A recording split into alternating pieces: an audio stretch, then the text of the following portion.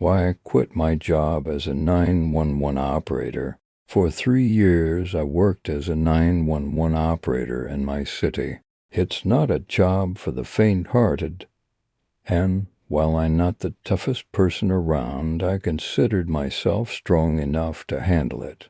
Over the years, I received plenty of horrific calls, some which left me emotionally drained, but none that made me seriously question my life choices. That is, until the afternoon of January 19th, 2011. I remember that call vividly, even after years of trying to repress it. Even today, I still have nightmares. This call drove me over the edge, and I quit my job as an operator. I felt like such a coward, but I was so traumatized. My calling in life was still to help people, so I went back to school and became a nurse. I've started over, but that damn call continues to haunt me. The following is a transcription of that call. I remember it word for word. Me, 911. What's your emergency? Caller. Hello? This is 911, right? Me. Yes. Caller. Thank God, I need you to send help, like right now. Me. What is the nature of the emergency? Caller. This is gonna sound really weird. Me. I'm listening. Caller.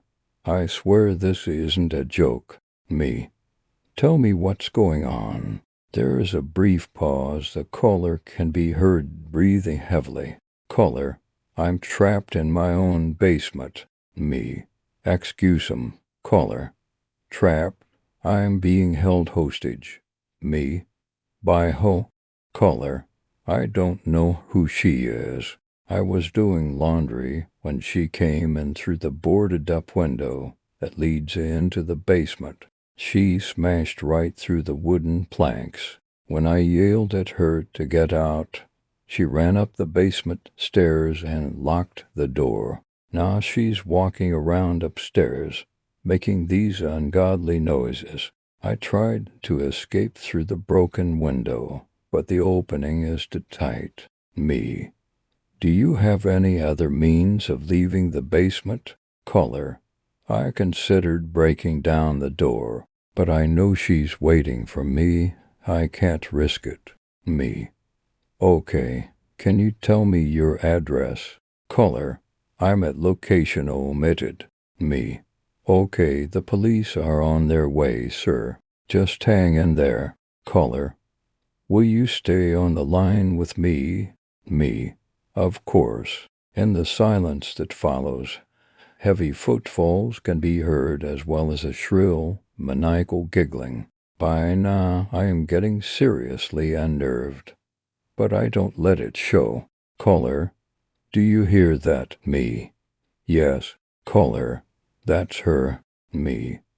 Sir, can you describe what this person looks like? Caller. She's old, like really old. She has ass-length gray hair and no teeth, but she moves so fast. I've never seen an old woman move like that. Me. Anything else you noticed? Caller. She's naked. Something is really wrong with her body. She's all twisted and deformed. The giggling abruptly stops. I don't hear anything, but the caller begins to freak out. Caller. Oh shit, oh fuck. She's just outside the door. She's scratching at it and she's whispering. Me. What is she saying? Caller. Wait, I can't hear holy shit. She's repeating my name over and over. Her voice ... it's too deep for a woman. Me. Stay calm, sir. The police are on their way. Caller. I don't think I have much time ... There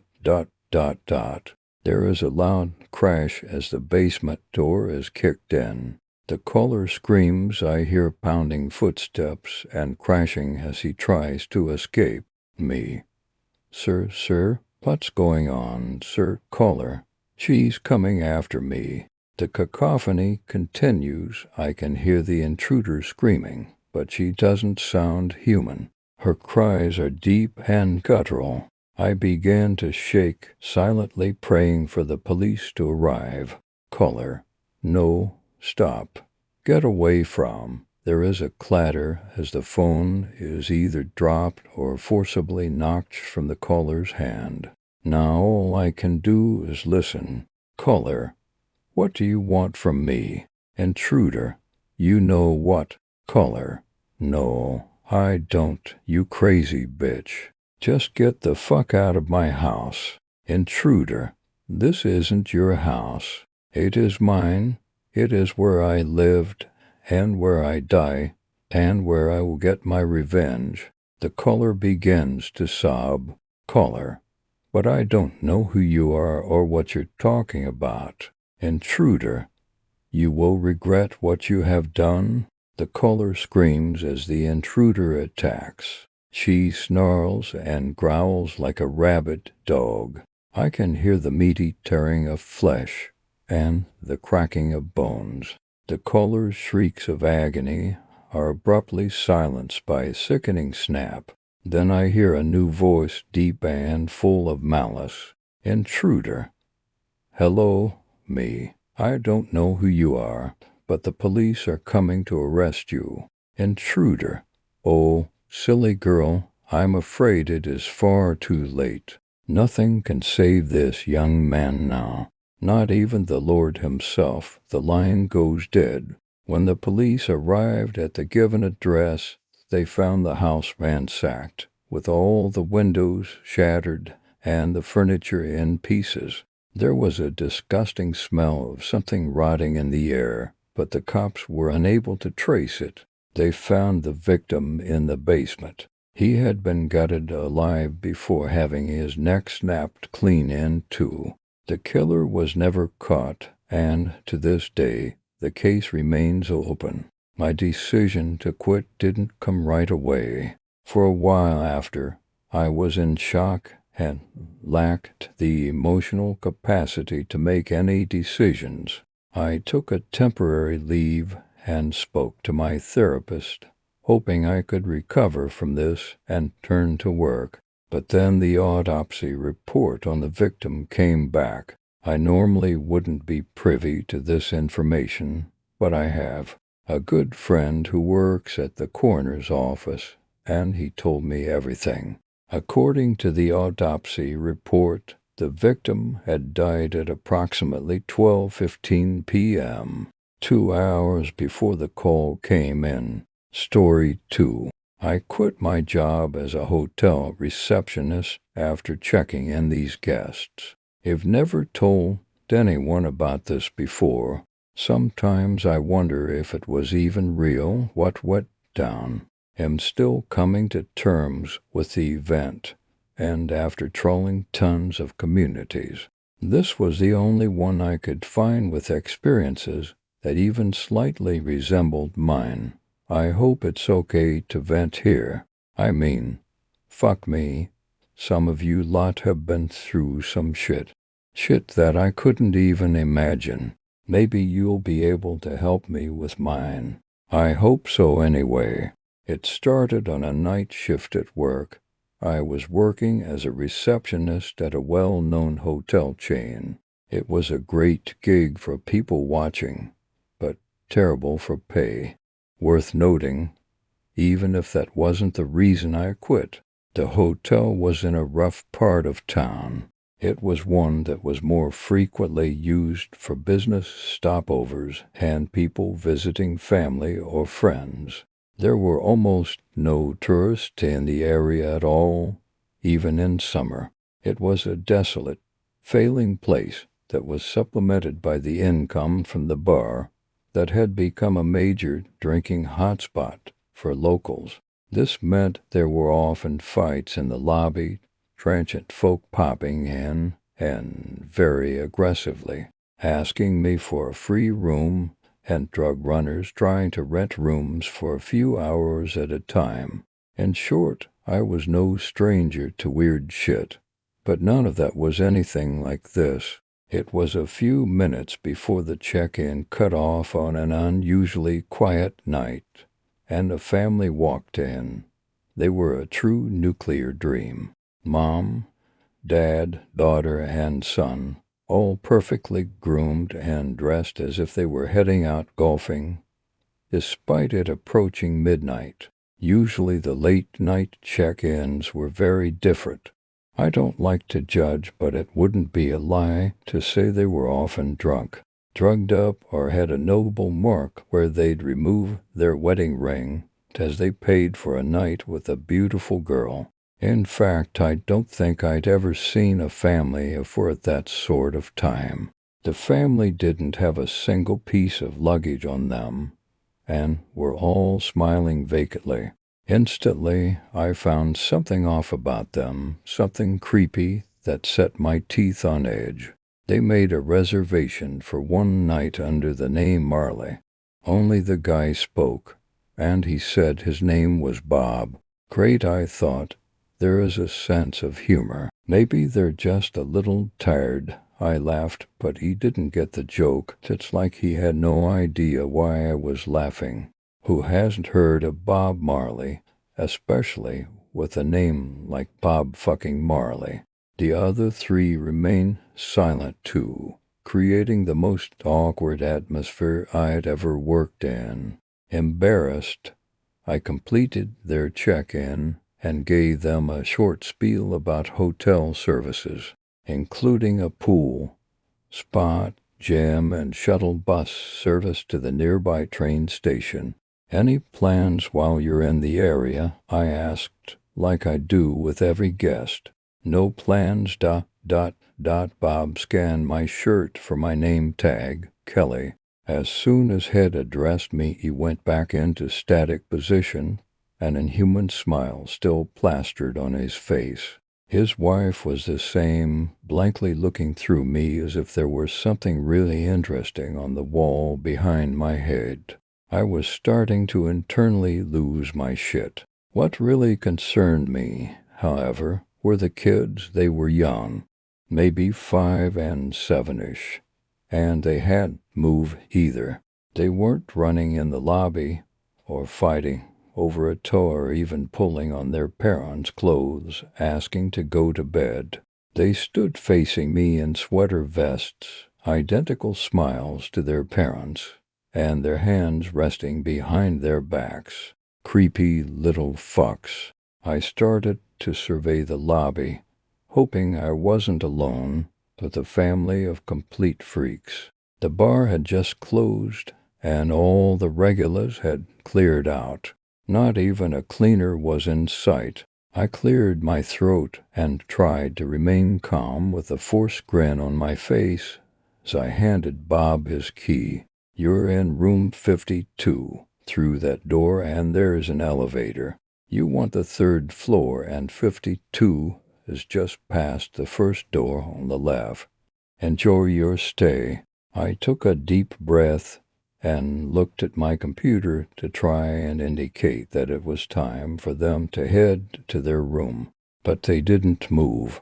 The fuckers just stood there, vacant and still, with those stupid fucking smiles. ERN ... Would you like me to help you find it, sir? I asked.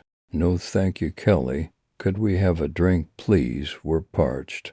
I looked back at the empty bar, shuddered to shield the alcohol from the people that wander in during the twilight hours. There's a fridge in your room. If you head up, it's stocked with waters and soft beverages.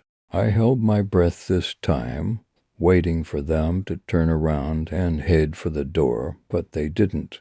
They kept looking back at me as I tried to plot a sneaky way to let the doorman know I was in trouble without alerting them. I'd asked about a damn panic button under the desk so many times, and the company still hadn't shelled out for one. As my heart thumped in my chest, I cursed them. After what felt like a few minutes of silent stare-out, Bob finally spoke. Only one. Terrifying word, mind you. No. What was I supposed to do with that. No, what did he mean? Supper is shut, sir. You'll need to head to your room for a drink. No, again, except this time it came from the wife. Her voice was raspy, as if she hadn't spoken in 1,000 years, instead favoring chain smoking. Mum, I'm sorry, there is nothing I can do. I'm happy to walk you to your room, but I'll need to get the doorman to man the desk. No, this time it was the daughter. This time she wasn't smiling. How can I help you all? I muttered, fear creeping up the back of my spine. A grin started to spread back over the little girl's face, and I pushed my chair back a bit with my feet. The revolving door began to move. Kel, please tell me I'm not too late for the bar. It was the voice of a harmless nuisance. Jasper was a local alcoholic who came to the hotel every night to escape his loveless marriage, annoying but pleasant, and someone I didn't mind bending the rules for and making a coffee out of hours to help sober him up. Jasper, hi, in just with some of our guests at the moment. Take a seat and he'll be with you. I hoped with Jasper here the family might move on. I was misguided. Are you going to let him have a drink? Bob asked, seemingly closer to the desk than he had been before. No, sir. Drinks are in your room as I said before. What do you mean, no, Kel? Please, it'll be good, I promise. Jasper shouted from the background, not picking up on the subliminal distress cues I was trying to send him. I cursed him. Why did he have to be too drunk to realize that I was in trouble? The kids turned, hands now visible as they remained clasped behind their backs, and they walked towards Jasper. Why, what are you two doing up so? No, and It all happened so fast. The kids leapt face first at Jasper, and the parents stayed at the desk, staring at me and keeping me paralyzed in position with fear. Blood flew everywhere. They tore him apart with their teeth, and I screamed. I screamed so hard that George the doorman ran into the commotion and was blindsided as the two ravenous beings turned on him.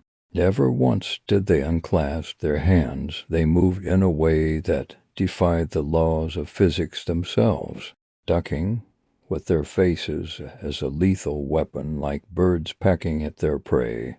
I tried to get a clear picture of their faces, but I couldn't move. George shot one of the kids in the ruckus, the creepy little girl. Things went silent for a moment, and the parents' attention was finally diverted away from me. In that moment it was confirmed that they definitely weren't human, and we were fucked. It squealed and screeched on the floor as a dark liquid oozed from the wound. Things had gotten bad in the lobby before, but never that bad. I felt like I was gonna pass out. Bob walked towards George, who was frozen with shock, and clamped his interlocked finger grip from behind his back and reached out to rip George's head off, clean off. It rolled across the lobby floor, and I started to go into a panic attack. As I hyperventilated, I watched the wife join her family around the corpse of the daughter. We only wanted a drink, Bob said, looking at me with the same smile he'd entered the building with, and tears in his eyes for his daughter. The wife picked up Jasper and tore a hole in his torso, pulling out one of his organs. I'm guessing it was his stomach, because when she squeezed it into her son's mouth, yellowish liquid came out. We won't be staying tonight, Bob said as he picked up the little girl and threw the key I had handed him at me before leading his blood-soaked family out the revolving door. It's fucked, I know. I called the police instantly. Before anyone says it, I don't know how I made it through the phone call, but I did. I sat waiting for them, clutching the sheet that Bob had signed Mr. Marley. I had that and the CCTV to hold on to. They had to believe me, but the Marleys didn't show up on the CCTV. The event did, and the police sure as fuck couldn't explain what ripped George and Jasper to shreds, or what I was taking to and handing a key to. But they had two gruesome bodies on their hands, and were desperate for someone to blame. They couldn't appeal to the public. The details were too strange to be made a spectacle of, so you won't find any articles on the net. They tried to pin it on me, but the footage proved I couldn't have done it. I spent months in lengthy interviews with them trying to coerce a confession out of me. They even ran handwriting analysis on Bob's signature to prove I hadn't faked it. They told me they searched for the family I described as the Marleys. The officer even joked that Bob Marley shouldn't be a tough guy to track down. Ironic, right and wrong. They never found anything. I knew they wouldn't. Those people weren't people. They were something else. I never went back to the hotel after that night. Who would, right? It was a memory I wanted to forget, and for a long time I came close to managing it. It's been 6 years. Every time the phone rings, a small part of me wonders if it's the police with an update, but that part gets smaller each time. I'd moved on, started a business as a yoga instructor, and tried my best to put the trauma behind me. That was up until last week, when I received a postcard at home. At the front was a photograph of a creepy fish, and at the back was familiar handwriting. Handwriting I'd spent so long looking at just to prove what happened to me was real. Hi, Kelly. It's been a while since we saw you. We've had another child now to replace the one we lost. She's so parched. Well, be over to get that drink you owe us in due course. See you soon, the Marleys.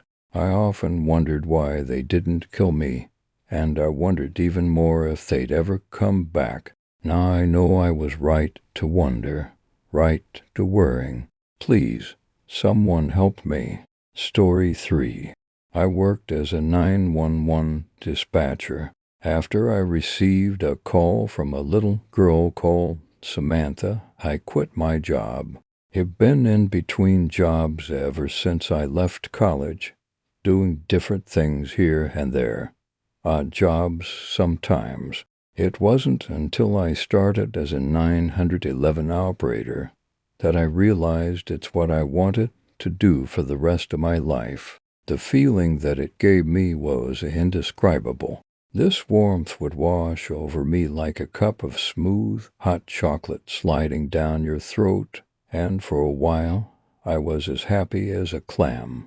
I'd only been on the job about 4 months when I received one of the most chilling, unexplainable, and spine-tingling phone calls of my life. Now I know what you're thinking. Most, if not all, 911 calls are chilling or disturbing to a degree. Of course they are. It's an emergency line. However, nearly all the calls can be explained. They can be rationalized and categorized. Nothing is left unclear or ambivalent. Rationality is what the human brain needs to be able to understand and comprehend a situation. When that's not possible, that's when you start to question everything you've ever known, everything you've ever accepted as reality. The night it happened was a particularly grueling shift, and I'd spent the last 10 hours just dispatching police for various domestics. I was about 2 hours from finishing when I received a call from a little girl called Samantha. The following is a transcript of that call. Operator, 911 operator. What is your emergency? Caller: Hello, Mummy's fallen over. Operator: What's your name, honey? Caller: Samantha. Operator: Okay, Samantha. Can you tell me where you live? Caller: I don't know the address. Can you find... Operator: Yes, I can trace the call. Samantha: Can you tell me what's happened?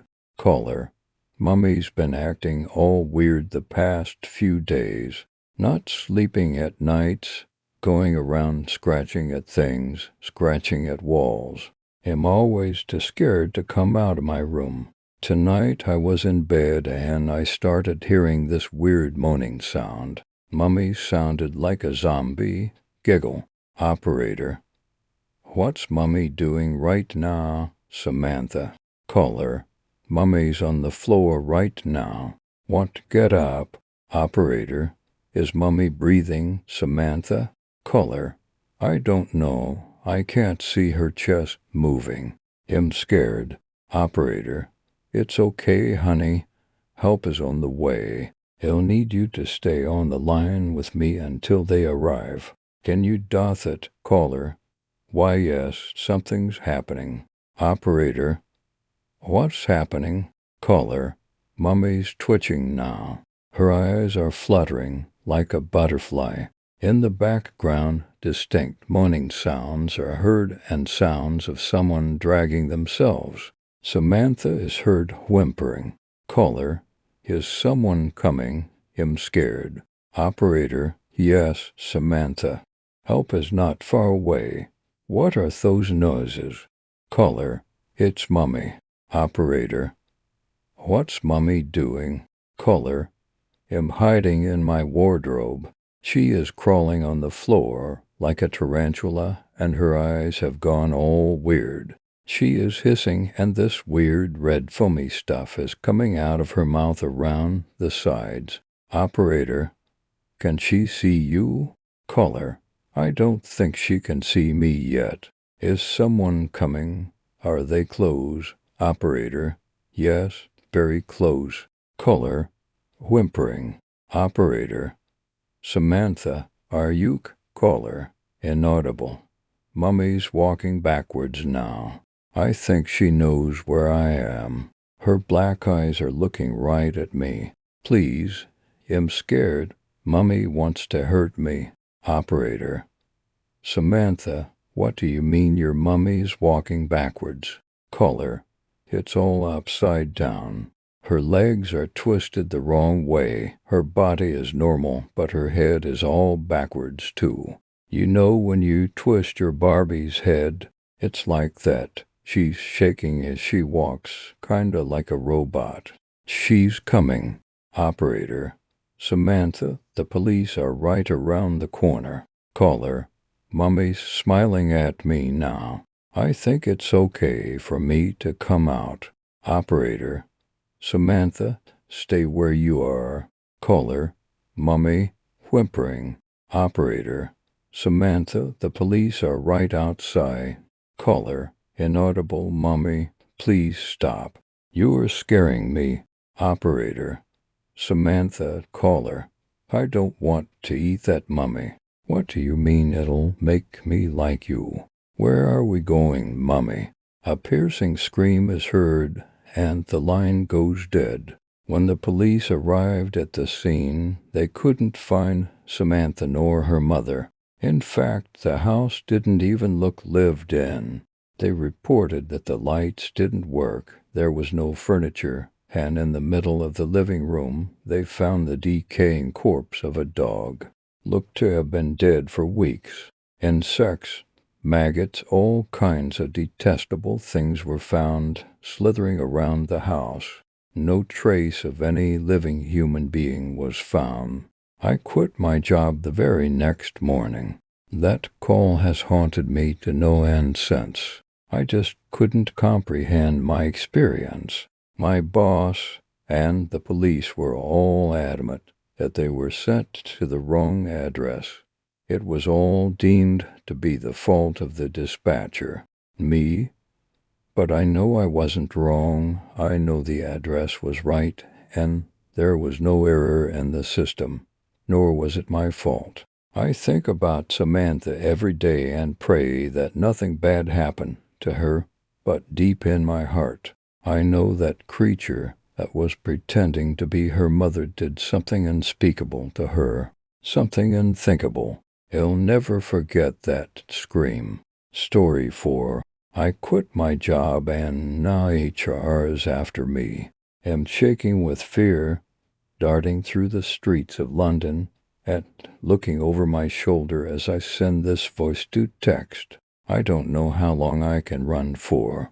My legs are like jelly. I'll need to stop soon, but I can't. I can't let them catch me. I need to get the truth out about what I saw at work today. You'll need some background. I worked at the Omniverse Pathway Syndicate, OPS for short. It's this inconspicuous building in central London. Sorry, Mum. I don't actually work in insurance, and my job there was to guard a door that is not so much a door, but a portal to a nightclub in another universe. You might think, wow, that's so sci-fi, how cool. But let me tell you, it's not that exciting. I literally sit on a fold-up chair and stare at a door from 8 p.m. to 4 a.m. It's so boring. I can't even relax and pass the time on my phone because around these portals, nothing electronic works. So I basically just sit there, watch, and they'll pull the alarm if something out of the ordinary happens. There is nothing special about the actual door itself, really. It's just a freestanding wooden door with nothing on the other side. Well, besides a club in another universe, that's for certain. I can always hear faint techno music coming through the door, the bass frequencies booming through the wood like a heartbeat. And sometimes I even catch brief moments of murmuring, muffled conversations of club patrons through the grain.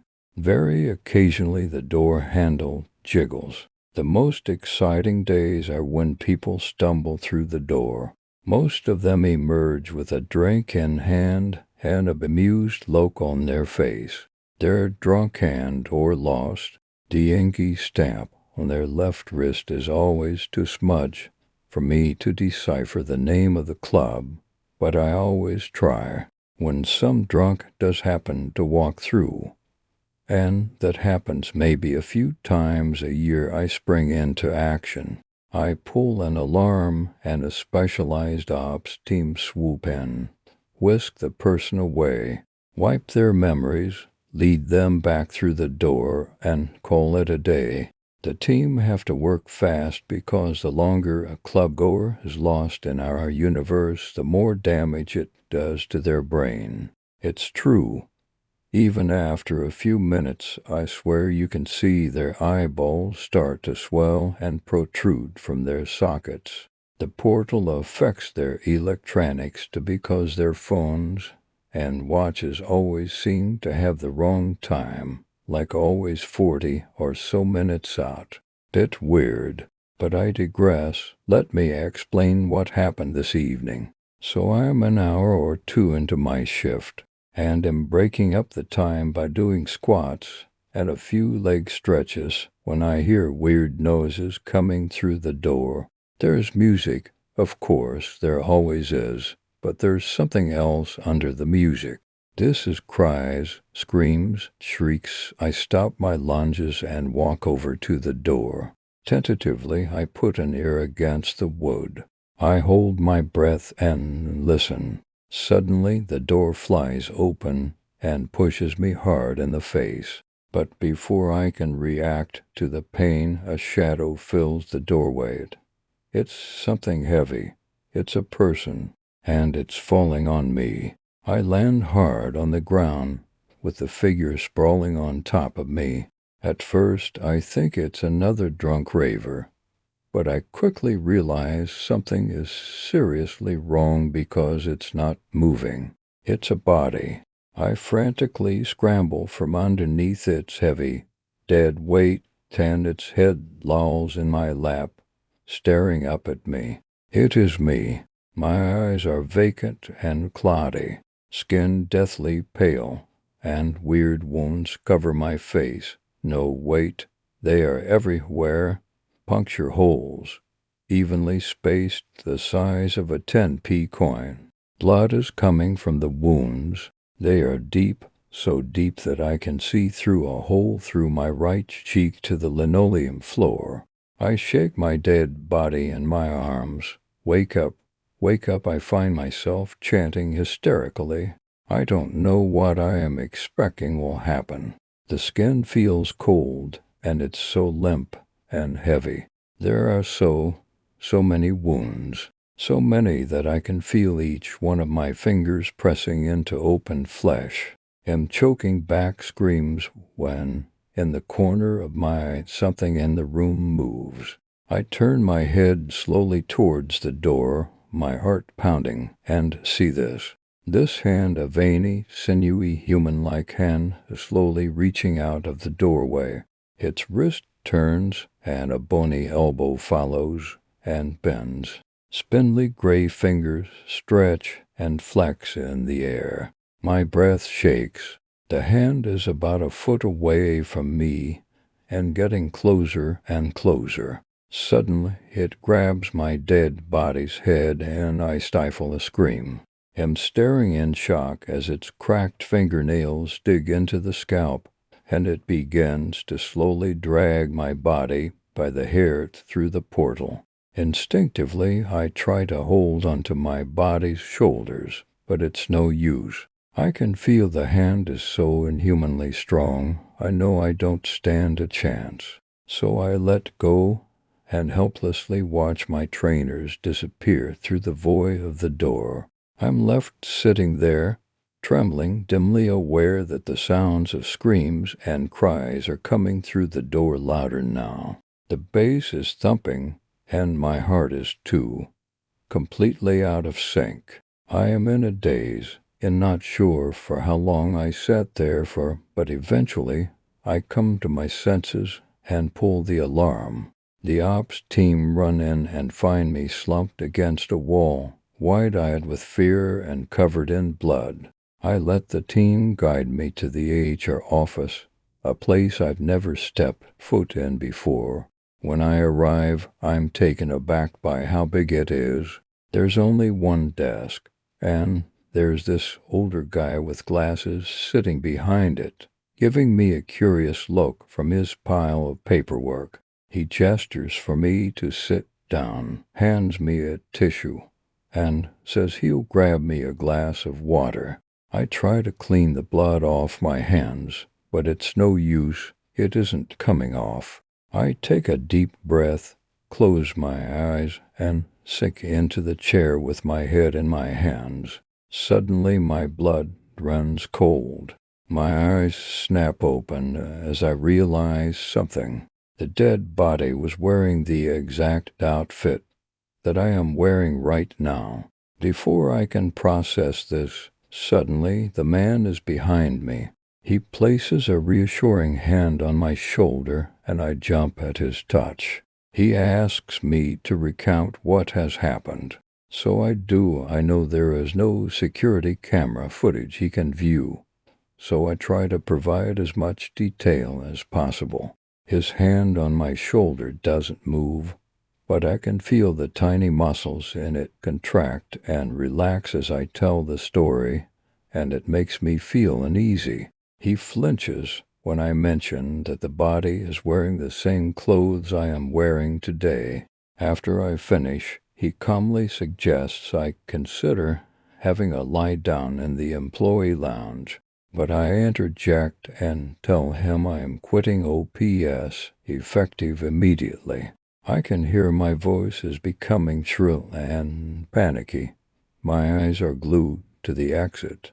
I turn to face him and hold out my hand for him to take. He considers it for a moment before shaking with a tight grip.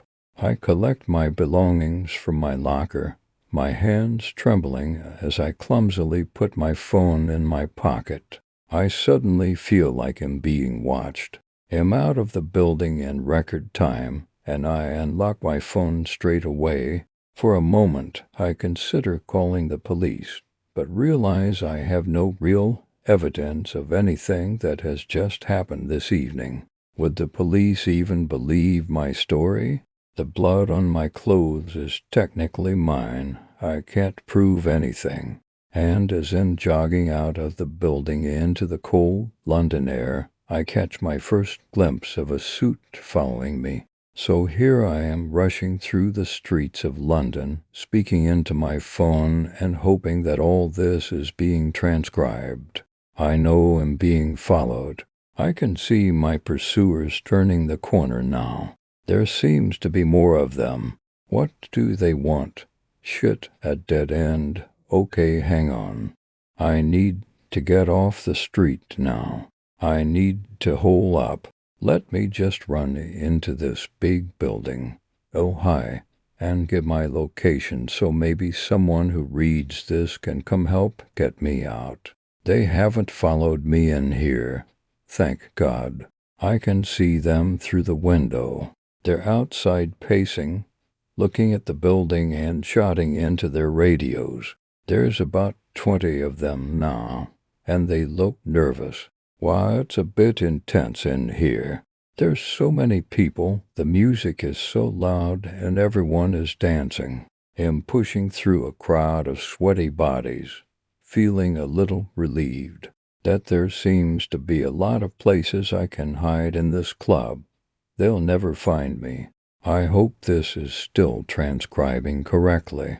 Let me just find out the name of this place. ... The bass in here is intense. Wait, I think I can hear people screaming. Story 5. My boss won't let me quit my job. I've always prided myself in recognizing potential, which is why I personally interview senior executives such as yourself, said Adam from across the dinner table. Barring Emma, the company is the most important thing in my life, and I need my senior team to be both loyal and extraordinary. I had smiled in acknowledgement. Despite being a director in the finance department, my interactions with Adam had been very limited over the 2 years I worked in his conglomerate, so his invitation at the end of work today to dine with him and his wife at their palatial home was bewildering to say the least. Of course, when your boss is one of the richest, most powerful men in the world, you do not decline, not even if you have to leave behind your 6-month-old child who's still breastfeeding with an unknown babysitter. My only solace was that Adam had sent over a trained nanny, knowing we would have trouble finding someone at the last minute. An unexpectedly kind gesture. So there we were, me and my husband John, across from Adam and his wife Emma, who hadn't said a word the entire time, finishing an exquisite cut of veal, our third course of a long but fairly pleasant night. For a man that wealthy, the lack of servants had come as a surprise to me. Instead, Emma played both waiter and chef, frequently leaving the three of us to converse while she went to the kitchen to cook each course. You can understand, then continued Adam, how a man in my position, with my considerable ego, hates being wrong. He held out his hand to stop the confused protest forming on my lips. What I mean to say is that I considerably underestimated you.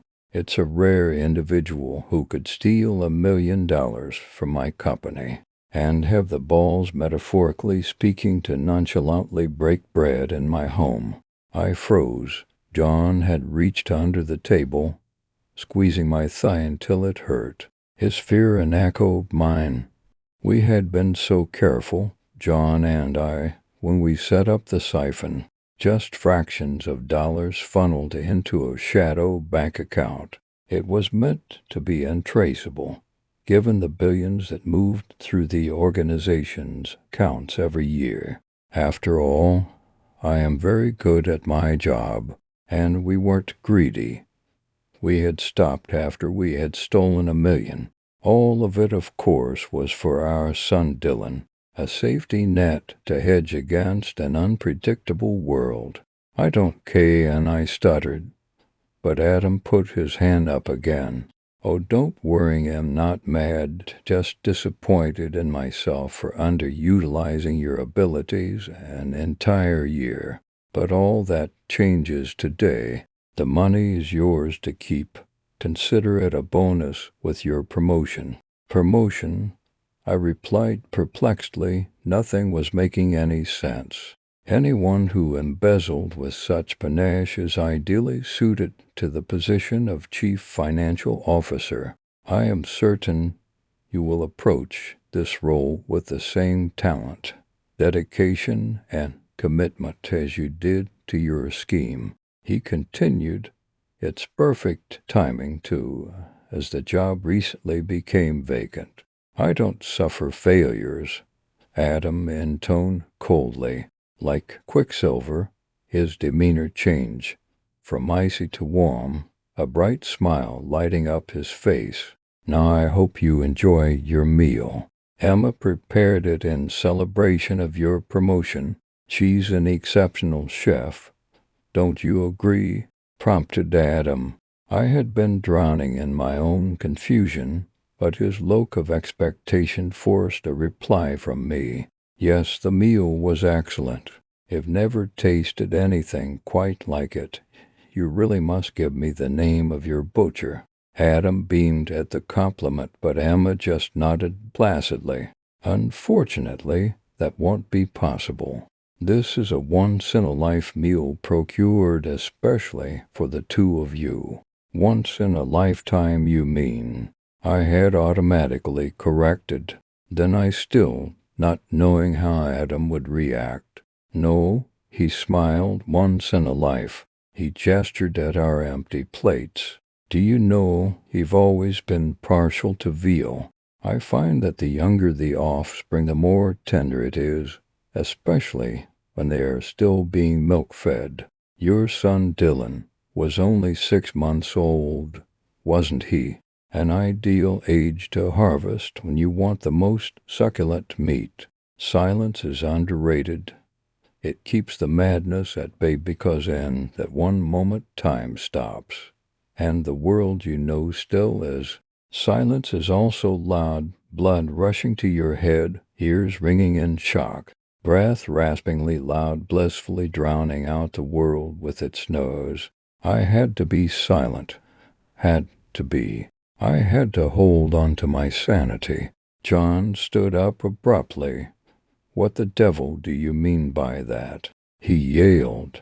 My husband knew, of course, he was a smart man, but as long as the words weren't said out loud, then we both could still pretend our life hadn't yet crumbled. For the first time that night, Emma spoke. I butchered, cooked, and fed you your son, she said detachedly to John. Adam wanted to let your thievery slide, but I insisted. The money is inconsequential, but you, she said, leering at us. With the first sign of emotion I had seen from her, betrayed his trust, and that cannot go unpunished. A lesson must be taught. Adam smiled lovingly at her words, patting her hand affectionately. I had felt myself spiraling, but made a Herculean effort to keep my emotions from bubbling to the surface, because if it had won, I would never have stopped screaming. John, however, gave in. He grabbed his steak knife and lunged across the table at Emma, but quick as lightning. Adam calmly plunged a needle into his neck, and he immediately slumped over on the dining table, scattering the dishes and glasses on the floor. Don't worry. It's just a mild sedative. He'll wake up tomorrow feeling well rested. Now how about we discuss the particulars without further interruptions? Still in shock, I had been incapable of reacting. When you get home, there will be a dead body of an infant boy in your crib. You will call 911 from your cell phone and only your cell phone. It has been set up so that it registers in the system, but will reroute to a special contact of mine who will handle everything for you. An unfortunate case of SIDS, a common occurrence. Now, when you do decide to plot your revenge, I'd like you to keep a few things in mind. First, I am not unaware of how preposterous this incident is, nor how it would appear if it told anyone. A billionaire child-murdering cannibal? That's tabloid trash if you are lucky. No one would take your allegations seriously. In the sliver of chance someone did, it would take the wealth of God himself for you to make a case with any chance of bringing me to trial. Finally, if you ever think of quitting or underperforming at your job in a bid to force me to fire you, remember who I am and the resources at my disposal. Remember that you and John may yet have other children, and that you currently do have nieces and nephews. Children go missing all the time. So, do we understand one another? Asked Adam. I nodded, because it was the only choice I had. Great, he exclaimed. Emma will go fetch the champagne and dessert. Let's talk strategy. That was hours ago, and I am at home now. My brain has played through multiple scenarios and always reached the same conclusion. I cannot win through conventional means, but perhaps there is a way. See, I recorded everything as a paranoid precaution, which is why I can transcribe it so well. The emotions, well, that's easy to add in as they are still raw. This is the most unconventional idea that came to mind. Sharing my story here, hoping someone can trace it back to me, even though the names are changed for our protection. So if you are reading this, please help me. My boss won't let me quit my job.